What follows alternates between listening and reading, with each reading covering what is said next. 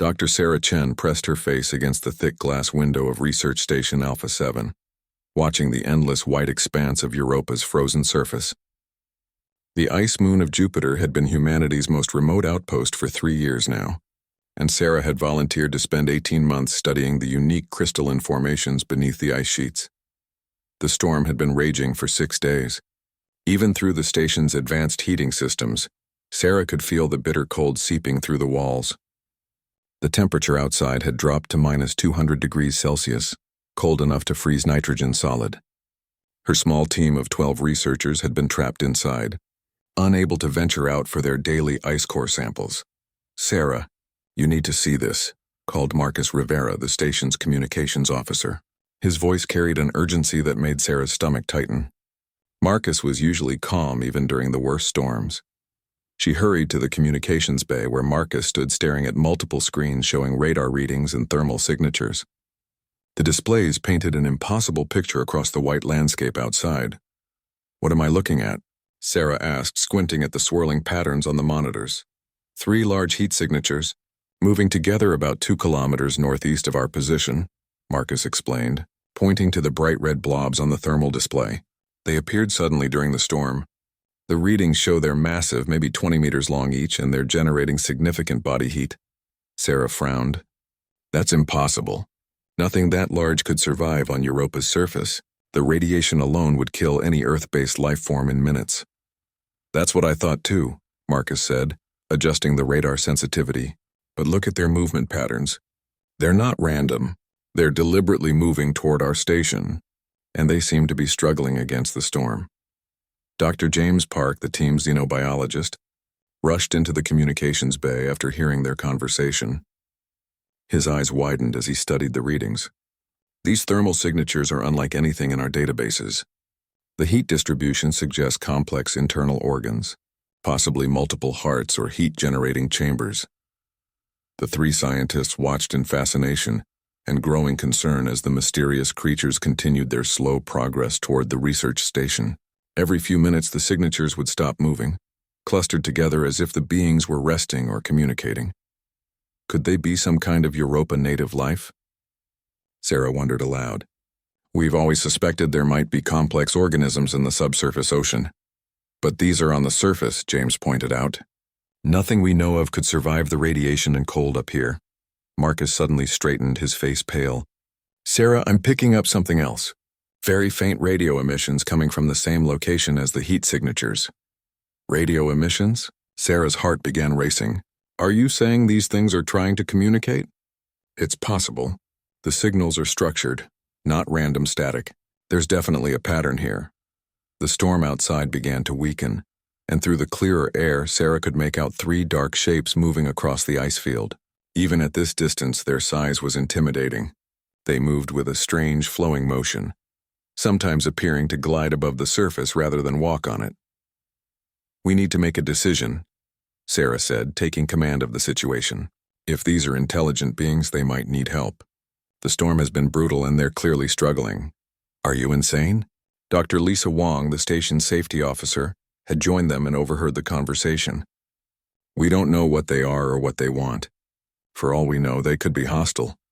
"Look at the thermal readings," James argued. "Their heat signatures are dropping. They're losing body temperature fast. If they're living beings, they're dying out there." Sarah studied the approaching figures through the reinforced windows. Despite their enormous size, there was something desperate about their movements. They seemed to be helping each other, the larger shapes supporting smaller ones.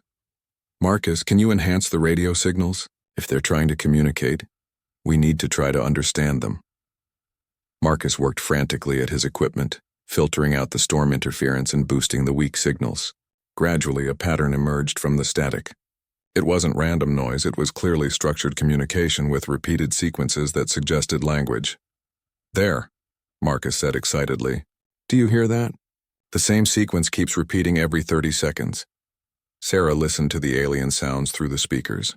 Despite being completely foreign, there was something about the tone that seemed familiar. "It sounds almost like a distress call," James finished her thought.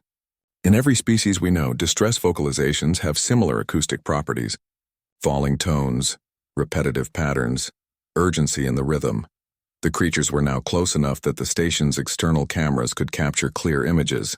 Sarah gasped as the first detailed pictures appeared on the monitors. The beings were unlike anything anyone had ever imagined. They were dragon-like, with long serpentine bodies covered in what appeared to be scales that shimmered even in the dim European light.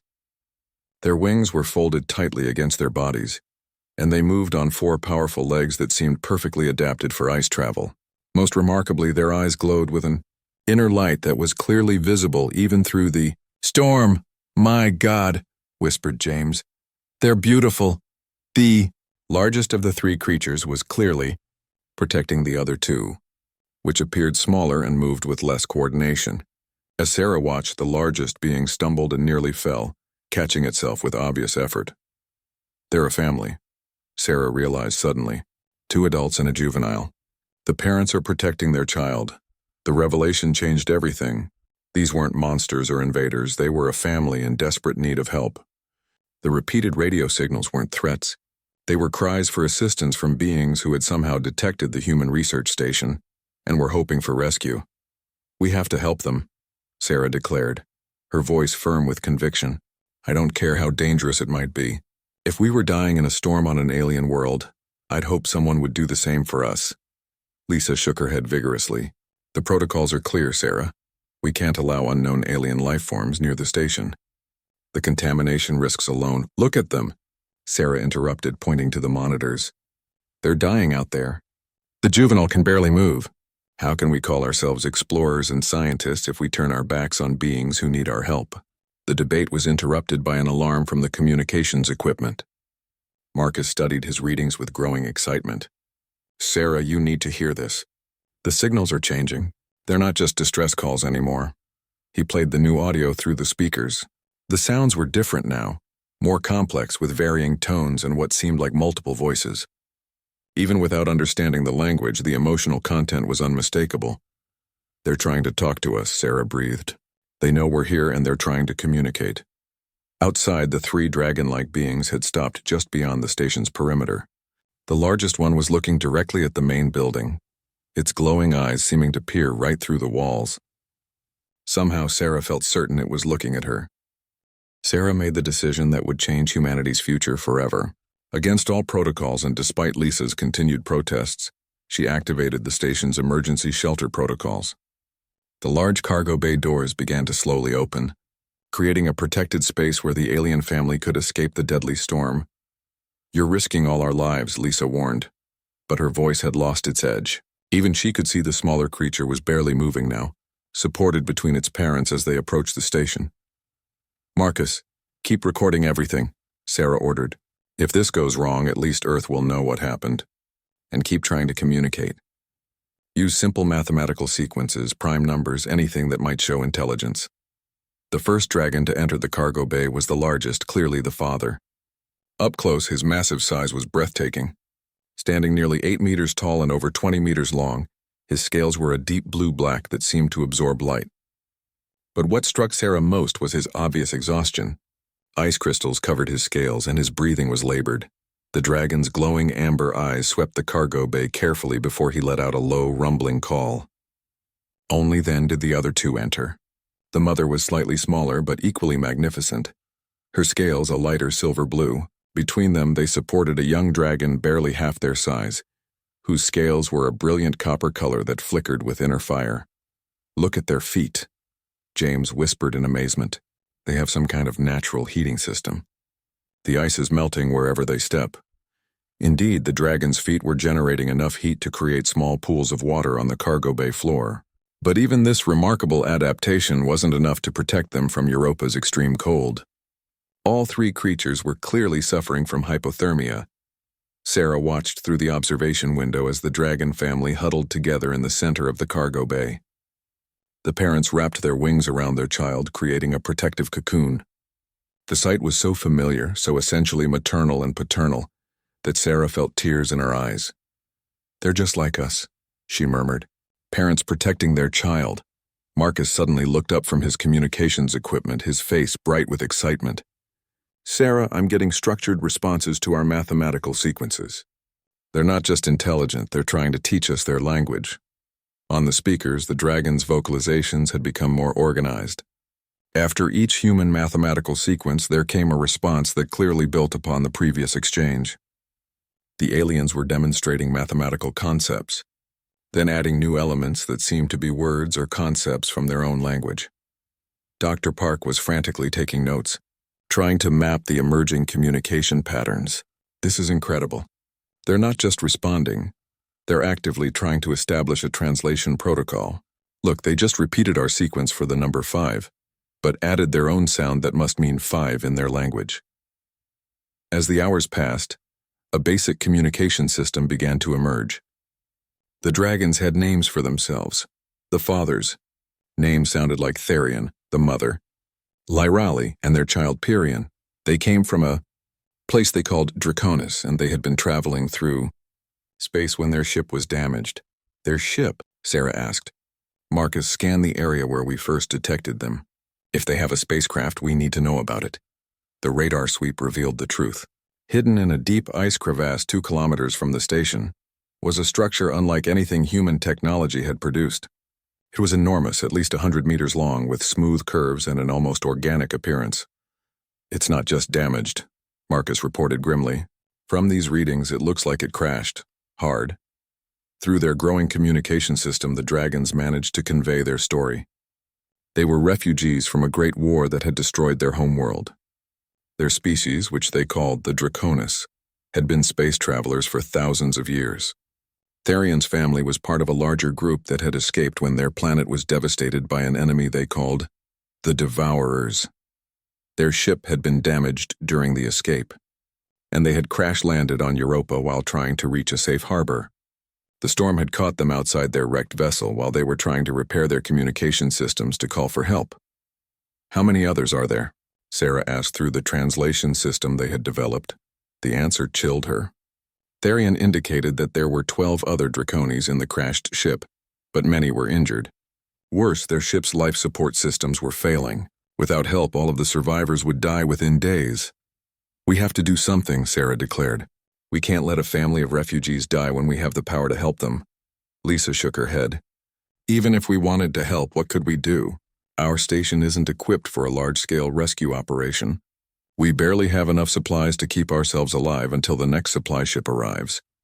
But James had been studying the dragon's physiology during their communication sessions. Actually, we might be able to help more than we think. Look at their metabolic readings. They can enter a kind of hibernation state that dramatically reduces their need for oxygen and heat. If we could provide just basic life support, they might be able to survive until proper help arrives. Sarah turned to Marcus. How long until we can send a message to Earth? The communication window opens in 6 hours, Marcus replied. But even at light speed, it'll take 33 minutes for the message to reach Earth, and at least that long for a response. And how long do the dragons have? Therion, who had been listening to their conversation through the translation system, provided the answer himself. Through a combination of sounds and crude drawings he made by melting ice with his claws, he indicated that his people had perhaps 2 days before their ship's systems failed completely. Sarah felt the weight of the decision crushing down on her. She was just a research scientist, not a diplomat or a military commander, but she was also a human being, and these creatures had come to her for help. Their trust was evident in how they had entered the station, despite not knowing whether humans were friend or foe. There's something else, Lyrali suddenly interjected through the communication system. Her message was more complex, requiring several exchanges to understand fully. She's saying they have something to offer in return, James translated excitedly. Some kind of knowledge or technology. She's pointing to their ship. Therion seemed reluctant to let his mate continue, but Lyrali persisted. Through careful communication, she explained that the Draconis possessed advanced technology, not just space travel, but medical techniques, energy systems, and scientific knowledge that could benefit humanity greatly. She's offering to share their technology with us, Sarah realized, in exchange for helping save their people. But even as the offer hung in the air, Sarah knew her decision had already been made. Technology or no technology, she couldn't stand by and watch innocent beings die. The dragons had done nothing but ask for help, and they had trusted humans enough to put themselves at humanity's mercy. Marcus, prepare a message for Earth, Sarah commanded. Tell them we've made first contact with an intelligent alien species.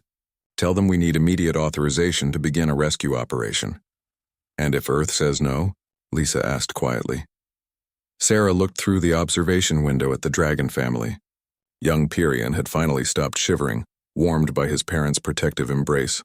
Therion and Lyra Lee were taking turns watching the humans, their intelligent eyes full of hope and desperate trust. Then we do it anyway, Sarah said firmly. Some decisions are too important to wait for permission. The race against time began in earnest as Sarah and Marcus pushed their rover to its limits across Europa's treacherous ice fields. Behind them, a massive storm system was building, its towering clouds already visible on the horizon. They had perhaps 4 hours before the full fury of Europa's weather would make travel impossible.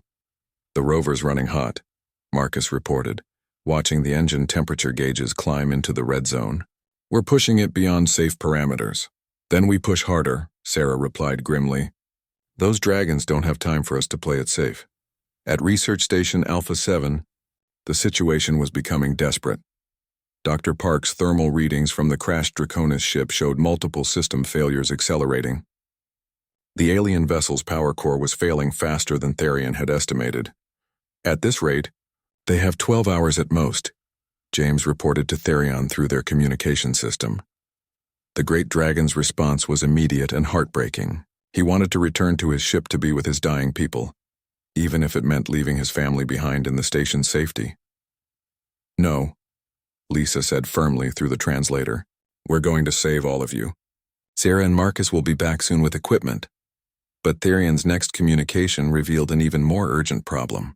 His people weren't just dying from life support failure. They were suffering from severe hypothermia and altitude sickness from Europa's low atmospheric pressure. Several of the younger Draconis were already unconscious. We need to get medical equipment to them now, James realized. Even if we can't fix their ship, we need to stabilize the survivors immediately. Lyra, who had been listening to the exchange, suddenly moved to the communications equipment. Through careful gestures and vocalizations, she conveyed a desperate proposal. She wanted the humans to take her to the crashed ship. As a Draconis healer, she might be able to keep her people alive long enough for the rescue equipment to arrive. The risk was enormous. The journey could kill her, and if the ship's life support failed completely, the humans would be trapped as well. Absolutely not, Lisa said immediately. We're not risking human lives in a damaged alien vessel. But Dr. Park had been studying the ship's schematics that Therion had provided. Actually, it might be possible. The ship's design includes emergency life support pods that could protect us during a short visit. And if Lyra thinks she can help her people survive longer. The debate was interrupted by an urgent message from Marcus. They had reached the supply depot and loaded the rover, but the approaching storm was moving faster than predicted. They might not make it back before the weather became lethal. There's another option, Marcus reported over the radio. We could make for the crashed dragon ship directly. It's actually closer to our current position than the station. Sarah considered the proposal. It would save time, but it would also mean entering the alien vessel without backup or proper preparation. On the other hand, it might be their only chance to save the dying Draconis. Do it, she decided. Head for the ship. We'll meet you there with Lorelei. At the research station, preparations began immediately for the most dangerous rescue mission any of them had ever attempted. Dr. Park hastily assembled portable life support equipment while Lisa prepared one of the station's small transport sleds. Lyra, understanding the plan, began to communicate urgently with her mate and child. The conversation was clearly emotional, with obvious expressions of love and fear. Therion wanted to accompany his mate, but someone needed to stay with Pyrian. Young Pyrian, who had been quietly learning human language through the computer systems, suddenly spoke his first words in English. His voice was higher pitched than his parents', almost musical. "Mother safe," he said carefully, the words slightly distorted by his alien vocal structure. "Trust human friends." The simple statement, spoken with such innocence and faith, brought tears to everyone's eyes. This young being had complete confidence that the humans would protect his mother and save his people. "We won't let you down," Sarah promised over the radio as she and Marcus approached the crash site. The Draconis vessel was even more impressive up close. Despite the obvious damage from its crash landing, it was clearly the product of an advanced civilization. The hull was smooth and organic looking, as if it had been grown rather than built. Strange symbols covered its surface, glowing faintly with residual power. "Look at the size of this thing," Marcus breathed as they parked the rover beside the ship. "It's enormous. There must be room for hundreds of passengers." The ship's emergency airlock was still functional, though it required Lyralay's biometric signature to open. When the Draconis healer arrived with the team from the research station, she quickly activated the ship's systems with touches from her claws on hidden control panels. Inside, the ship was both alien and strangely familiar. The corridors were scaled for beings much larger than humans, but the basic layout followed logical principles. Emergency lighting cast an eerie blue glow over everything. "The life support section is this way," Lyralay indicated, leading them deeper into the ship. What they found in the ship's main living areas was heartbreaking. 12 Draconis lay in various states of collapse, some unconscious, others barely clinging to life. They ranged in age from adolescents to elderly beings whose scales had turned almost white with age. "They're all hypothermic," Dr. Park diagnosed, running his medical scanner over the nearest dragon, "and suffering from severe oxygen deprivation." Lyralay immediately went to work, using techniques that were clearly medical in nature but unlike anything human doctors practiced. She placed her claws on specific points on each patient's body, and somehow was able to transfer some of her own body heat to them. "She's literally sharing her life force with them," James observed in amazement. "Look at the thermal readings. Her core temperature is dropping as theirs rise." Sarah and Marcus worked frantically to set up the human life support equipment they had brought. The portable heaters and oxygen generators were designed for human use, but with careful modification, they could provide the basic support the Draconis needed. "It's working," Dr. Park reported as the first of the unconscious dragons began to stir. "Their vital signs are stabilizing." But even as they achieved this small victory, the storm outside reached full fury. Through the ship's viewports, they could see the ice outside being driven by winds that would tear apart anything caught in the open. "We're trapped," Lisa realized. "No one can travel in this weather. We're stuck here until the storm passes." "How long do these storms usually last?" Sarah asked. Marcus checked his weather monitoring equipment. "This one's massive. Could be 3 or 4 days before it's safe to travel." The revelation brought a new crisis. The research station's life support equipment was only designed for short-term emergency use. It couldn't sustain 12 large dragons for several days. But Therion, monitoring the situation from the research station, had a solution. Through the communication system, he began transmitting detailed instructions for modifying the ship's own life support systems. "He's teaching us how to repair their technology," James realized. "If we can get their systems running again, we won't need our equipment." Working together, humans and dragons began the complex task of repairing alien technology. It was like trying to fix a computer using Stone Age tools, but gradually, progress was made. Young Pyrion, still at the research station with his father, proved to be a valuable assistant.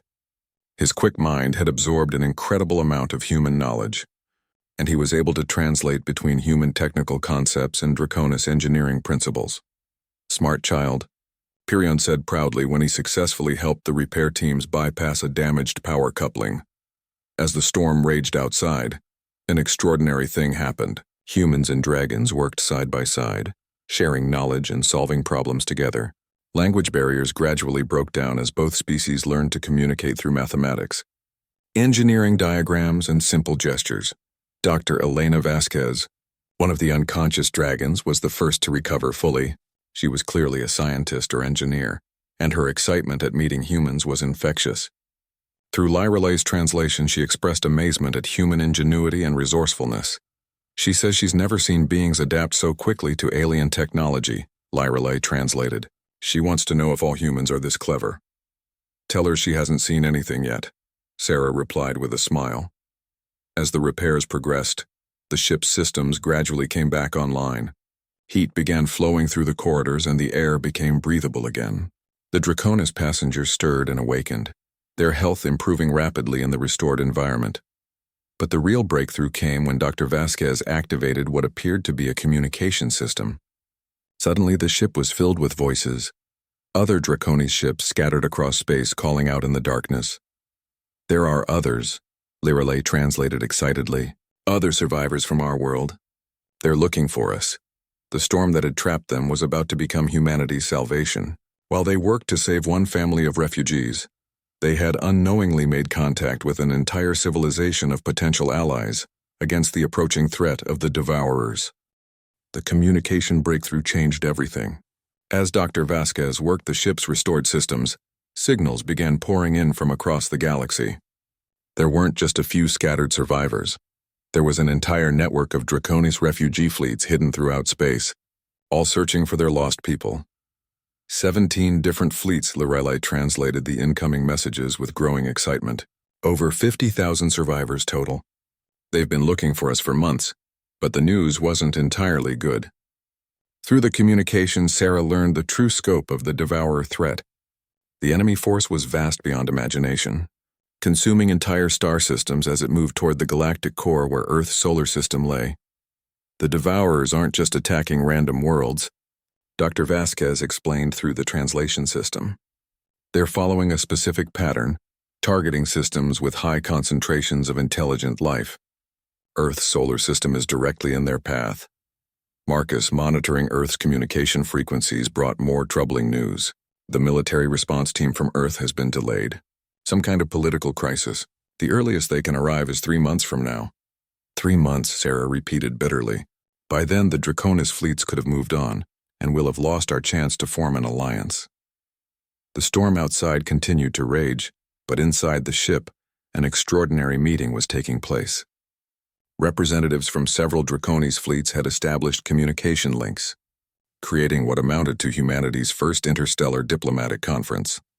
Through Therion and Lorelei, Sarah found herself speaking for all of humanity, to beings scattered across dozens of star systems. The responsibility was overwhelming, but she knew this might be humanity's only chance to forge an alliance before the Devourers arrived. Tell them, Sarah said carefully, that humanity wants to help. We want to fight the Devourers together, but we need time to prepare and we need their knowledge. The response from the Draconis fleets was immediate and overwhelming.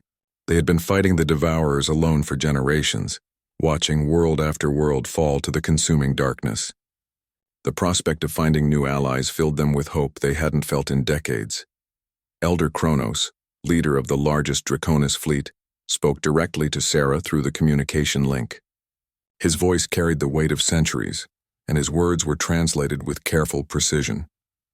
Your species has shown honor, Kronos said.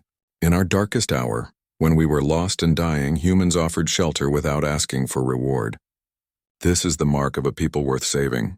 But Kronos also brought a dire warning.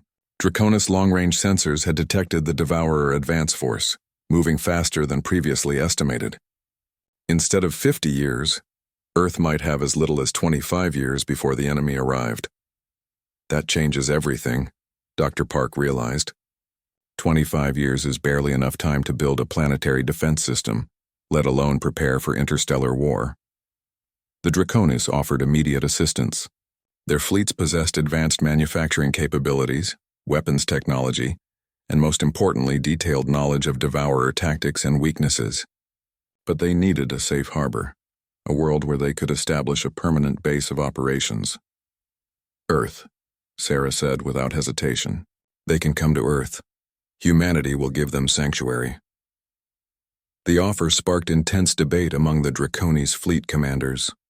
Some argued that bringing their people to Earth would only paint a larger target for the Devourers.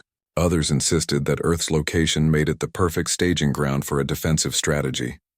Young Pyrion, who had been listening quietly to the adult conversations, suddenly spoke up with wisdom beyond his years. Through the translator, his words carried a simple but profound truth. Home is not place, he said carefully in his improving English. Home is people who care for each other. Earth can be new home if Earth people and Dragon people make it together. The innocent profundity of the young dragon's words touched everyone, human and alien alike. Here was a child who had lost his birth world, speaking of building a new future based on cooperation and mutual care.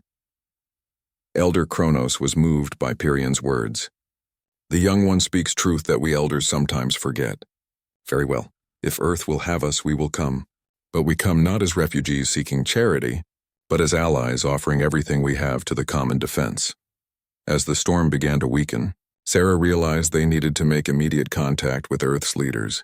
The informal first contact conducted by a research team needed to become official diplomatic relations before the military response team arrived with their own agenda.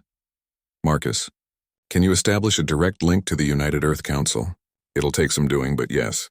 The question is whether they'll listen to us. Dr. Vasquez had been working on that problem. Using Draconis technology, she had compiled a comprehensive data package proving the reality of the Devourer threat. Astronomical observations, battle recordings, tactical analyses, evidence that even the most skeptical Earth leader couldn't ignore. Show them this. Vasquez indicated a holographic display that appeared above the ship's main communication console. These are real-time images of the Devourer advance force. The hologram showed a sight that chilled Sarah to her bones. Hundreds of massive dark ships moved through space like a plague of locusts, leaving behind nothing but empty void where star systems had once existed. The scale of destruction was incomprehensible. "My God," Marcus whispered. "How do you fight something like that?" "Together," Therion answered simply. "No single world can stand against the Devourers. But united, with combined knowledge and technology, there is hope." As the storm finally passed, rescue vehicles from research stations across the Jupiter system began arriving at the crash site. The scientific community had mobilized completely, bringing equipment and supplies for the Draconis survivors. But more importantly, they brought witnesses. Dr. Helen Rodriguez from the Europa Colonial Authority, Commander James Kim from the Jupiter Mining Consortium, Professor Liu Wei from the Io Research Institute, senior figures whose testimonies would carry weight with Earth's leadership. "This is really happening," Dr. Rodriguez said in amazement as she watched humans and dragons working together to repair the alien ship. "First contact, and we're handling it like a routine rescue operation." "Because that's what it is," Sarah replied. "Strip away all the politics and protocols, and it's just people helping people. The fact that some of those people happen to be dragons doesn't change the basic moral equation." As the Draconis ship prepared to depart for a rendezvous with the approaching fleet, Lyrelay made a request that surprised everyone. She wanted to stay behind on Europa, along with several other Draconis volunteers to serve as permanent ambassadors and liaisons. "Our people need to learn your ways, and you need to learn ours," she explained. "This cannot be done from a distance. Some of us must live among you, as some of you must come to live among us." Therion was reluctant to be separated from his mate, but Lyrelay's wisdom was undeniable. The integration of two species couldn't happen overnight. It would require patience, understanding, and individuals willing to bridge the gap between worlds. Besides, Lyrelay added with what might have been the dragon equivalent of a smile, someone needs to teach human scientists the proper way to treat hypothermia in Draconis physiology. Your Dr. Park is eager to learn, but he nearly killed our ship's engineer with his human medical procedures. The gentle teasing broke the tension, and everyone laughed. It was a sound that bridged species barriers, the universal language of shared humor and affection. As preparations continued for the historic meeting between Earth and the Draconis fleets, Sarah received an encrypted message that made her blood run cold. The military response team from Earth wasn't just delayed. They were coming with orders to capture the aliens for study and interrogation. They want to treat them as potential threats, not allies, Sarah realized. Everything we've built here, all the trust and cooperation, they'll destroy it all. But the Draconis had faced worse than suspicious governments. Elder Kronos, now in constant communication with the Europa team, had a proposal that would change the course of human history. "Let them come," he said calmly. "We have something your military leaders need to see. When they arrive, we will give them a demonstration of Devourer technology. Nothing convinces like seeing the enemy with your own eyes." The trap was set. Earth's military leaders were coming to capture a handful of refugee dragons, but they were about to face the reality of an enemy that could destroy worlds. Sarah only hoped that when the moment came, humanity would choose cooperation over conquest, alliance over exploitation. The future of both species hung in the balance, and the next few days would determine whether Earth stood with the Draconis against the darkness or faced the Devourers alone. The response from Earth arrived faster than expected, and it wasn't what Sarah had hoped for. The message was clear and direct. Under no circumstances were the research team to provide assistance to unknown alien life forms. They were to maintain safe distance, observe, and wait for a military response team that would arrive in 6 weeks. 6 weeks, Sarah repeated bitterly, staring at the official communication from the United Earth Space Command. They'll all be dead in 2 days, and Earth wants us to wait 6 weeks. Marcus looked uncomfortable. Sarah, these are direct orders from the highest levels. We could face court-martial if we disobey. Through the observation window, Sarah could see the dragon family. They had sensed the change in mood among the humans, and Therion was making questioning sounds through the communication system. His meaning was clear. What had the humans' leaders decided? Sarah couldn't bring herself to answer immediately. How could she tell this desperate father that humanity's first response to meeting his species was to let them die while bureaucrats debated? Dr. Park had been monitoring the thermal readings from the crashed ship throughout the night. The situation is getting worse, he reported grimly. I'm detecting multiple system failures in their vessel. At the current rate of deterioration, they have maybe 36 hours before complete life support failure. That's even less time than Therion estimated, Sarah realized. Lisa, who had been silent since the message from Earth arrived, suddenly spoke up. There might be another option. The supply depot at Research Station Beta 12 is only 8 hours away by rover. They have emergency life support equipment that could keep the dragons alive longer.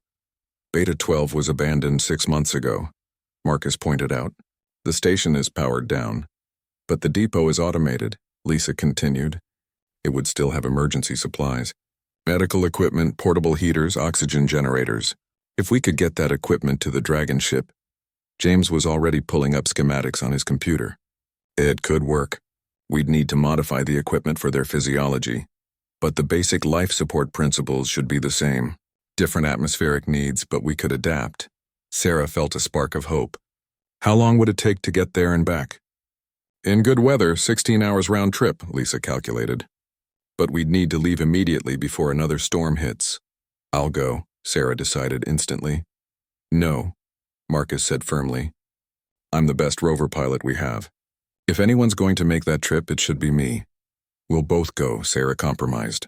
Lisa, can you and James hold down the station and keep monitoring the dragons? As they prepared for the dangerous journey across Europa's frozen landscape, Therion approached the observation window. Through the communication system, he began to speak in his deep, resonant voice. The translation was difficult, but his meaning gradually became clear. He was trying to tell them something about his people's history, something important about why they were fleeing through space. The Devourers, Therion repeated the term several times, each time with obvious fear and hatred. Through painstaking communication, he began to describe humanity's future nightmare. The Devourers were not just another alien species. They were a consuming force that moved from system to system, completely destroying every planet they encountered. They didn't conquer or colonize. They literally consumed everything, leaving behind dead, lifeless worlds. How many worlds? Sarah asked through the translation system. Therion's answer was devastating.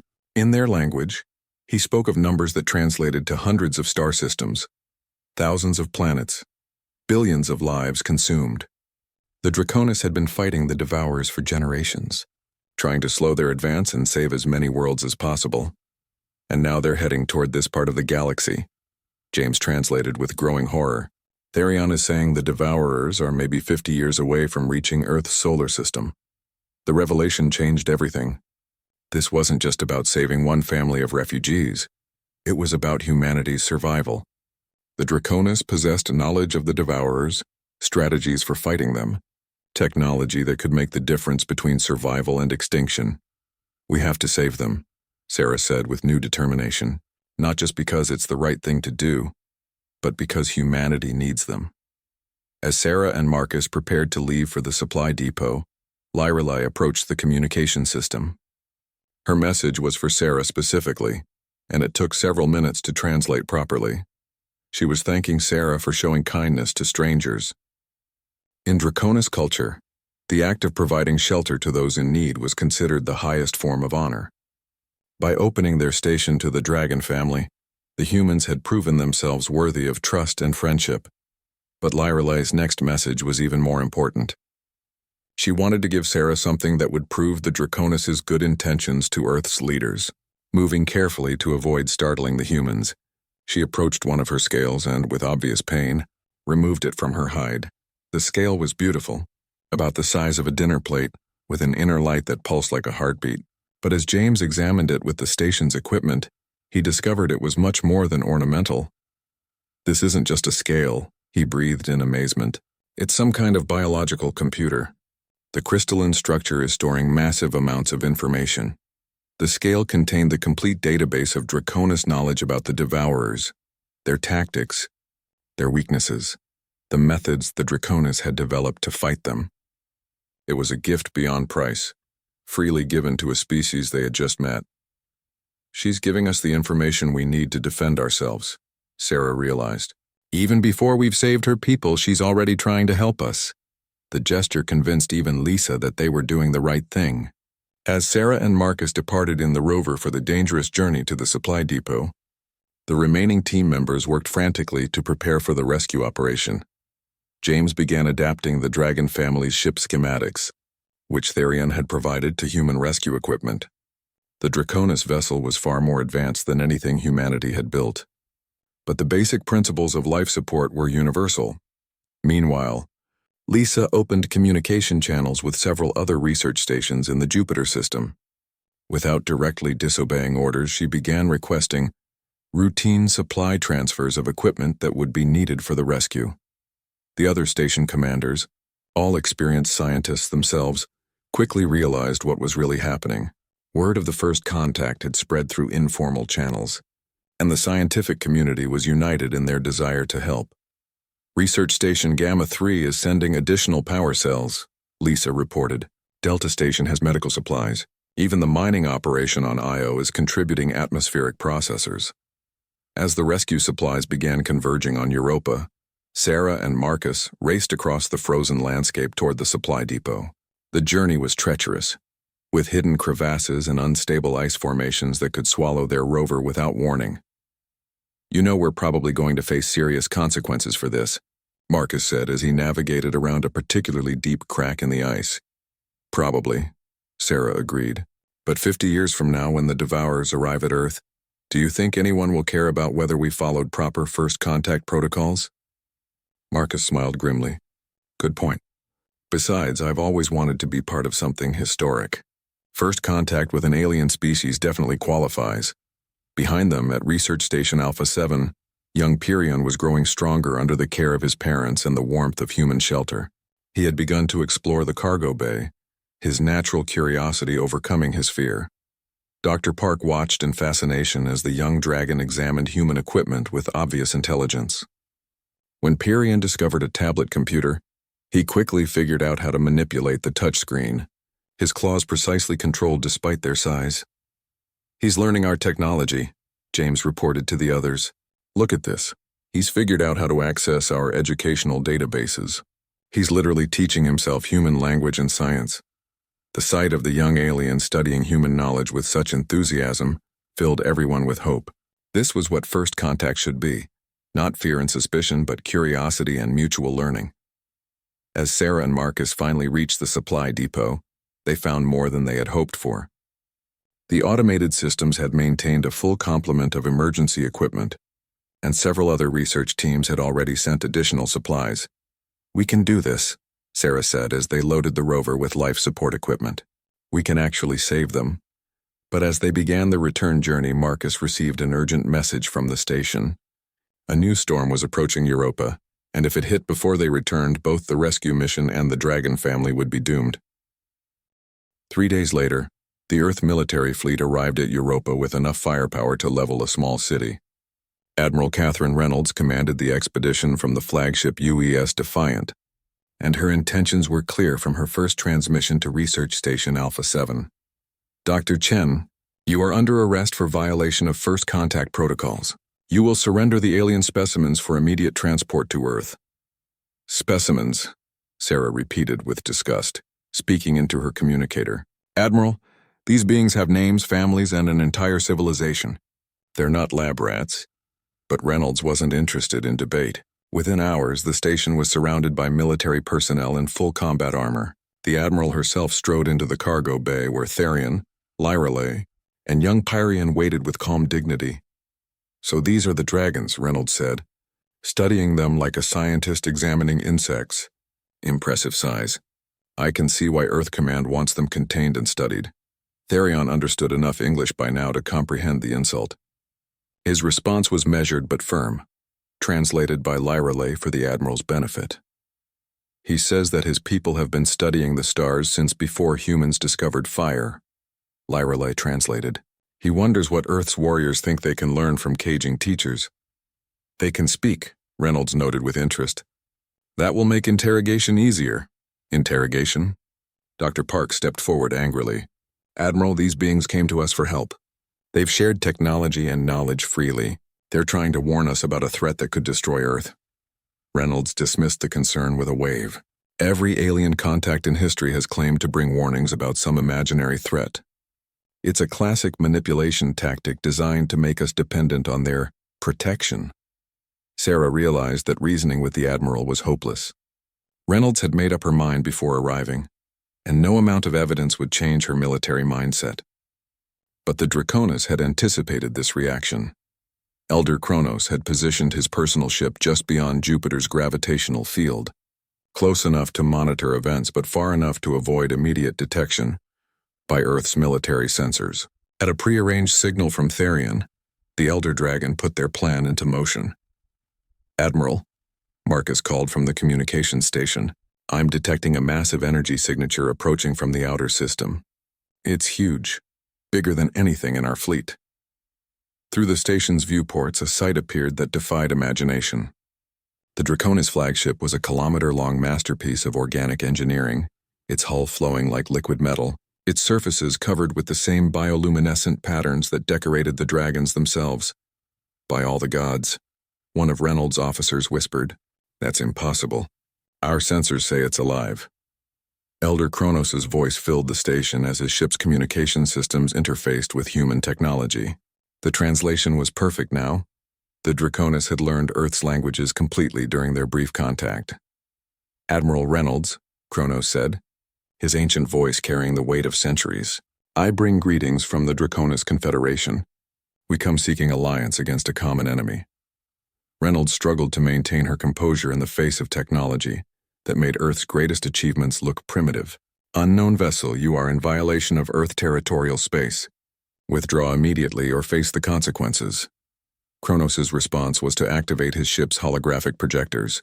Suddenly, the space around Europa was filled with images, not recordings but live feeds from across the galaxy. The Devourer fleet, shown in real time as it consumed yet another star system. These are the consequences of standing alone, Kronos said simply. This is what happened to my world and 17 others in the past year. This is what will happen to Earth if we do not unite. The images were undeniable. Worlds died in fire as the Devourer ships passed through them like acid through flesh. Entire civilizations, some more advanced than Earth, were reduced to cosmic dust in a matter of hours. It's all fabricated, Reynolds insisted, but her voice lacked conviction.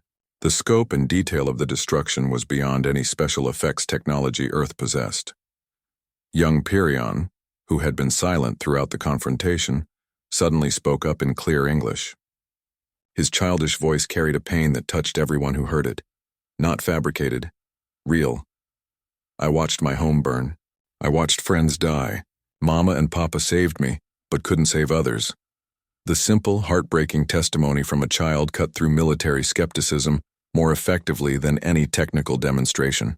Here was innocence speaking truth about unimaginable loss. Dr. Elena Vasquez, who had remained on Europa as part of the ambassador program, approached the Admiral with a small device in her claws. This contains our complete database on Devourer technology and tactics. Every battle we've fought, every defense we've tried, every small victory and devastating defeat. It is yours freely whether you choose alliance or not. Why? Reynolds asked, genuinely puzzled. If we're just primitive humans, why share your secrets? Because, Therion answered through the translator. Your Dr. Chen showed mercy to strangers in a storm. Because your people worked to save lives before asking what they might gain. Because in all our travels, we have never met a species that chose compassion over caution when meeting the unknown. The Admiral was clearly struggling with the reality that confronted her. Everything she had been told about alien contact scenarios was proving wrong. These weren't conquerors or manipulators. They were refugees offering alliance against a threat beyond human comprehension. Commander Lisa Park, who had initially opposed helping the dragons, spoke up unexpectedly. "Admiral, I've spent the past week working alongside these beings. They've shared technology that could advance human civilization by centuries. They've answered every question we've asked, held back no secrets. If they meant us harm, they've had plenty of opportunities." The final revelation came when Elder Kronos demonstrated Draconis defensive technology. With a gesture, his ship projected an energy field that completely neutralized the weapon systems of the human fleet. Not destroyed, simply rendered harmless, their power redirected into backup systems that actually improved their efficiency. "Your weapons are intact," Kronos explained. "We do not conquer through force. We defend through wisdom. This is why we have survived the Devourers for so long, and why together we might defeat them entirely." Admiral Reynolds stood silent for a long moment, staring at the impossible ships, the living technology, the friendly dragons who could have crushed her fleet but chose instead to protect it. Finally, she spoke into her communicator. "Control, this is Admiral Reynolds. Cancel the containment protocols. Initiate first contact diplomatic procedures immediately." The transformation was immediate. Instead of captors and prisoners, the station became a meeting place for two species beginning an unprecedented alliance. Draconis medical technology began healing injuries that human doctors had considered permanent. Human manufacturing techniques showed the dragons how to mass-produce defensive systems more efficiently, but the real breakthrough came when young Pyrrhion and several human children from the research stations began playing together. Language barriers meant nothing to children who simply wanted to have fun. Their laughter echoed through the station as they invented games that worked for both species. "Look at them," Lyrelay said softly, watching her son teach human children how to safely handle Draconis technology while they taught him human games and stories. "This is how it should be. This is the future we're fighting to protect." Over the following weeks, the alliance grew rapidly. Draconis fleets began arriving in Earth's solar system, not as invaders but as neighbors seeking a new home. Human colonies on Mars and the outer planets welcomed dragon families who brought advanced agriculture and environmental management. The knowledge exchange was overwhelming. Draconis biotechnology revolutionized human medicine and engineering. Human computational systems and mathematical approaches solved problems that had puzzled dragon scientists for generations. But most importantly, humanity gained something it had never possessed before: true allies among the stars. When the Devourer advanced scouts finally reached the outer edge of the solar system 2 years later, they found not an isolated human world, but a fortress system defended by the combined technologies of two species united in purpose. The first Devourer probe ship that entered the system was captured intact, its crew taken prisoner for the first time in their species' history. The message sent back to the main Devourer fleet was simple: this system was defended, and the defenders would not yield. Dr. Sarah Chen, now Earth's first ambassador to the Draconis Confederation, stood on the observation deck of the Joint Defense Station orbiting Europa. Through the transparent aluminum windows, she could see human and dragon ships patrolling together, their crews working as seamlessly as if they had been allies for centuries. "Do you think we can win?" asked Pyrrhion, now a young adult but still possessing the curiosity that had first endeared him to the human researchers. Sarah smiled, watching a dragon hatchling play with human children in the station's park area. "Look around, Pyrrhion. We've already won the most important victory. We've learned that the universe doesn't have to be a lonely place. Whether we defeat the Devourers or not, we've proven that different species